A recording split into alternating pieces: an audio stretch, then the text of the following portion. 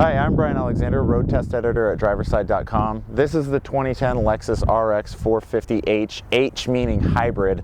And aside from all that wonderful hybrid technology that yields it 30 miles per gallon city, 28 highway, this thing has a really cool new system inside that's called remote touch.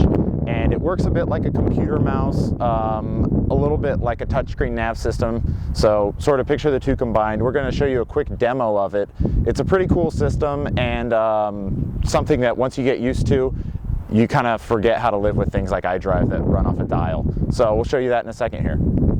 So here in the RX 450h to demo the remote touch system, which is the big debut system on this car. Now how it works is it operates off of this controller right here, and you move it around sort of like you would the old sort of roller mice, but it's actually this pad, so it's kind of like a mouse and a trackball combined.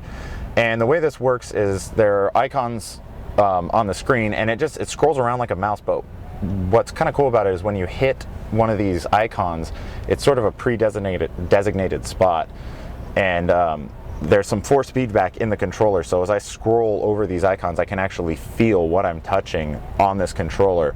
And when everyone first heard about this system, we thought, well, what are you going to do when you're driving down a bumpy road or you live on a gravel road or something like that?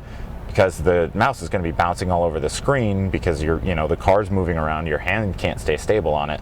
Well, they pretty much solved that problem by indexing all these controls within the menu. So right now I'm in the climate control menu, and if I'm buzzing around here in the top left corner, I don't feel anything, there's no resistance. But as soon as I hit one of these controls for the circulation mode or the fan, this thing sort of stops and it gives me some feedback before I can move on to the next. It doesn't just freely move about.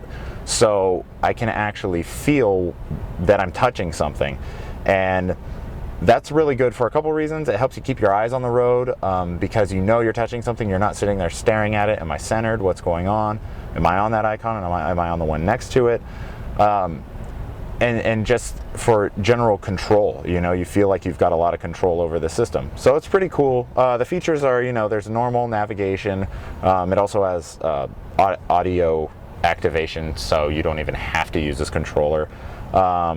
There are things like destination info on the main menu for the nav screen. There's all your Bluetooth stuff. There's the setup for the system. Climate control, which can also be done here on the dash. So, some redundancies are built in, and audio, which can also be done here on the dash. Some downsides: the iPod integration is a little bit wonky in that there's basically, you have to browse through everything. If you want to find an artist or an album, you have to page down and you just scroll through the pages. You can't go in and say, spell through the alphabet, say, the first three letters of the artist's name or something like that other manufacturers have used to simplify navigation of, very complex, what do we have like 120 gig iPods now or something. If you have a lot of music, it could really be a chore. So hopefully that can be addressed with the software update in the future, but this is a very cool technology. A lot of people are used to things like iDrive or MMI. So this is a really cool way of combining those two technologies into one. And, it's one of those things that it's a different way of tackling a problem that no one's really found a standard and a great, a perfect solution for yet. So it's really neat. If you want to get hands-on with remote touch, go to a Lexus dealer and play with it, because I think then you'll start to see how it makes sense. It's hard to explain, but when you feel this controller start to adapt to what's on the screen and you can actually feel what you're selecting on the screen, it's a pretty cool thing, and it takes on kind of its own persona at that point. It's sort of a touch screen mixed with a control screen. So check it out, and it's a cool new technology that I think with a few tweaks could become maybe not the class standard, but it could become sort of definitely a viable option. So for more information on the RX 450h, check out driverside.com.